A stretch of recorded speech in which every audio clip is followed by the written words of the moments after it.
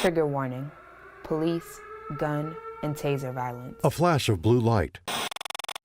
People with disabilities who also identify with other underrepresented populations, such as through race, gender, or sexual orientation, are disproportionately affected by the criminal justice system and police brutality. This video will share the narratives of Jamichael Mitchell, Freddie Centeno, Bruce Kelly Jr., Caden Clark, and Natasha McKenna, who were each killed by police officers. These narratives will show what repeatedly happens to people with disabilities who are of color and in the LGBTQIA community. The disability community and members of the IL community need to understand intersectional advocacy and stand in solidarity with other social movements. Disability solidarity.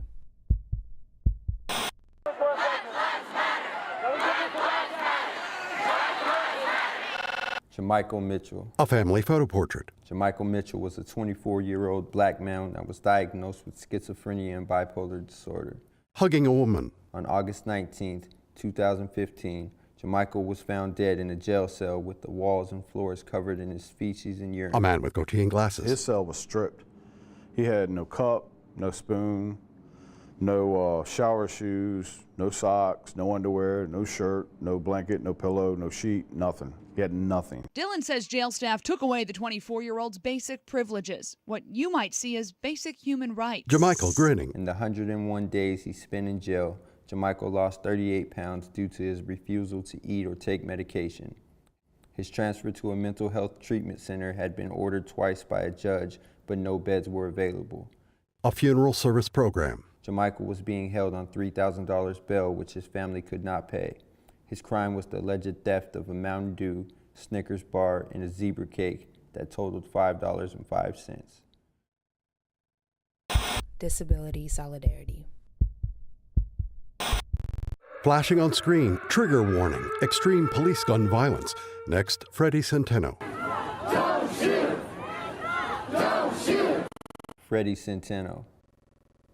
On September 3, 2015, Fresno police officers responded to a 911 call. 911? Yes, hi.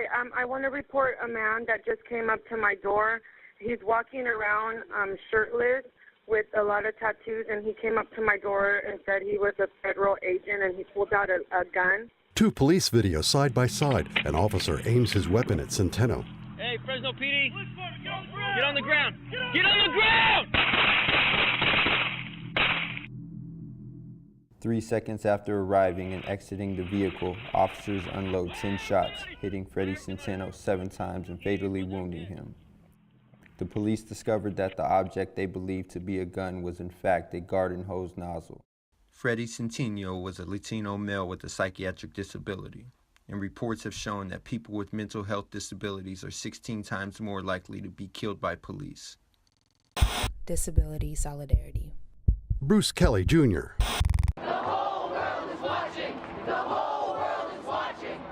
Bruce Kelly Jr.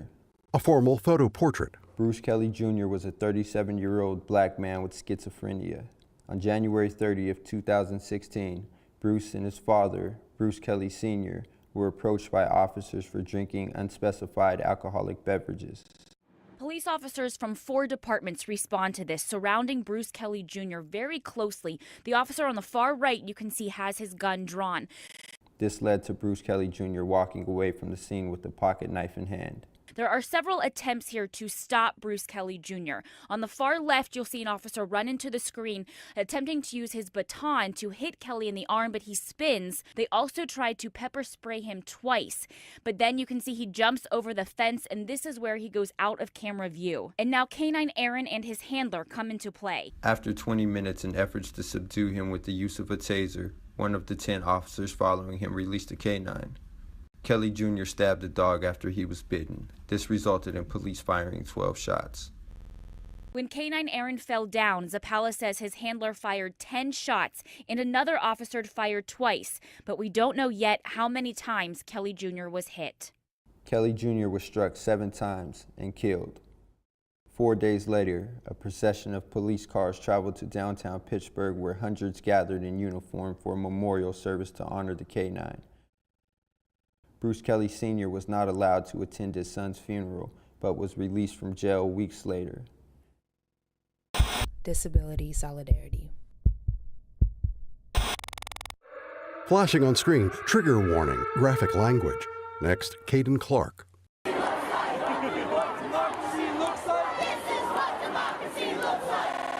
Caden Clark. A young man grinning. Caden Clark was a 24-year-old white transgender male who had multiple disabilities including Asperger's, PTSD, and anxiety.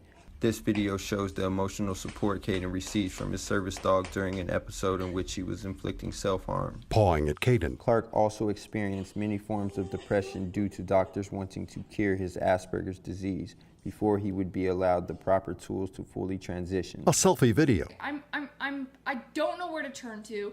If anybody in Arizona is listening to this, please guide me because I'm at my losing point. I'm going bonkers. Every single doctor, whether it's mental health, whether it's any kind of therapist, DBT, CBT, nobody seems to know what the fuck Asperger's is, and it's frustrating. They all want to make a treatment plan of how to cure my fucking autism.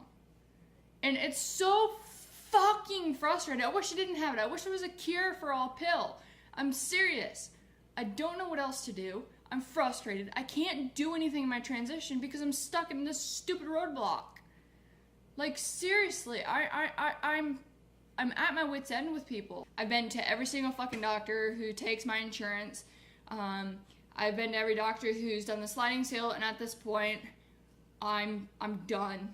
I really am, and I don't know what to do. Posing with his dog. On February 4th, 2016, police showed up to Clark's home in response to multiple calls indicating he may be suicidal. The police report shows that Clark approached the officer with a knife, and the officers, feeling threatened, shot Clark. Clark's mother states, before the police arrived, he wasn't posing a threat to the community at all, and the police came into his own place. They shot and killed a 24-year-old autistic, mentally ill individual whom they had been familiar with and aware of his special needs. There has to be a better way for law enforcement to respond and handle situations. Disability solidarity. Flashing on screen, trigger warning, nudity, and police abuse. Next, Natasha McKenna.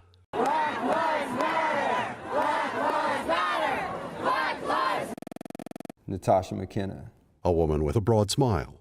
Natasha McKenna was a 37-year-old black woman diagnosed with schizophrenia and bipolar disorder who died while in police custody.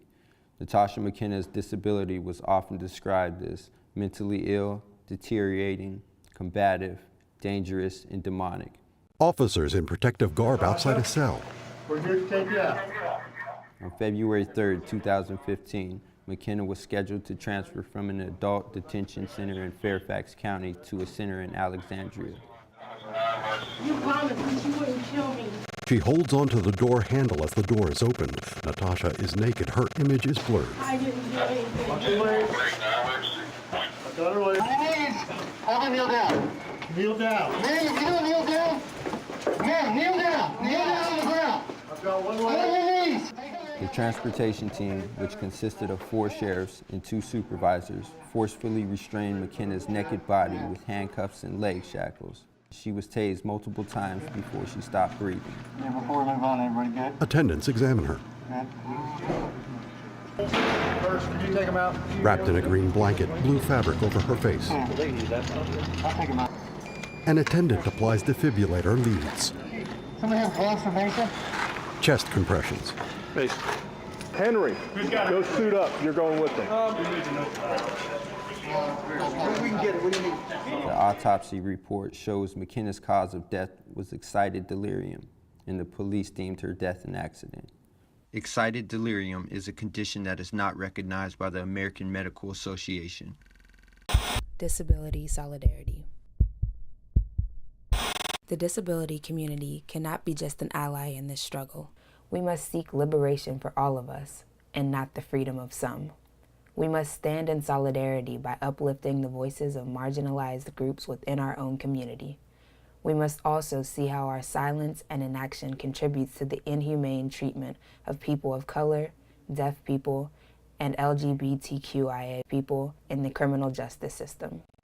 How can disability organizations and agencies engage the criminal justice system to prevent the violence and reduce the incarceration rates our community faces, and operate through an intersectional framework that is inclusive to other marginalized groups?